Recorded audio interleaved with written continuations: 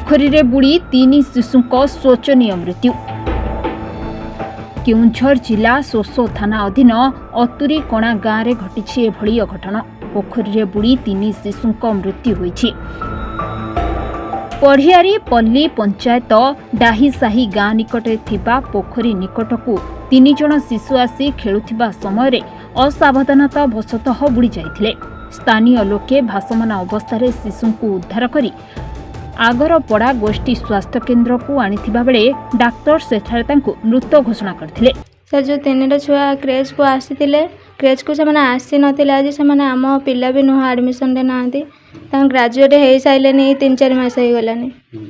सी कलिका ना कहीकि ड्रेस पिंधिकी भी आसिकी जाइकी पिला सहित से खेलकूद कर खଣି भितर पड़ जाते पानी पी से अचेत अवस्था पड़ते।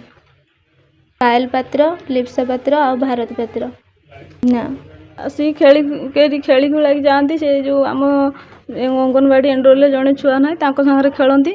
ये आसिक अभ्यास हो जाए सर से ग्रेजुएट है भी आसिक खेलकूद कर जाती। से घर पलि आस ड्रेस पिंधिकी आम जाऊँ अंगनवाड़ी आसिक स्टेज को घर लोक भी आनी छाड़ दे था छुआ भी सुरक्षार रही था मन पलि आसे सीधा सी पलि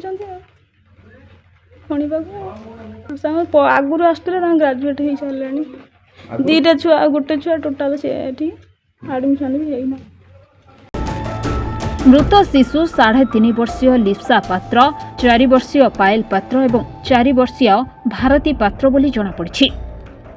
आटडी ब्लॉक आतुरीकण ग्राम में घटी एक दुखद घटना जे कि 5 वर्ष कम पिलांकर झील पिलांकर मृत्यु घटी खाल पड़ी जहाँकि स्थानीय लोकंकर कहवा कथा जे ये गोटे बड़ अघटन। एवं जो पाठ से पूर्व पढ़ुले आम कलिका सेंटर केउंझर जिला डीएमएफ फंड रू यह परिचालित हुए। एक सिनी बोली एक प्राइवेट संस्था परिचालना करे। जो दीदी मैंने परिचालना करती पाखु आम जहाँ मतामत नहीं निश्चित भाव एक दुखद घटना। 3टी छुआ प्राणहानि घटी अंचल शोकर वातावरण खेली जाइए। हाटडीरू विभूति भूषण जेना रिपोर्ट टुडे।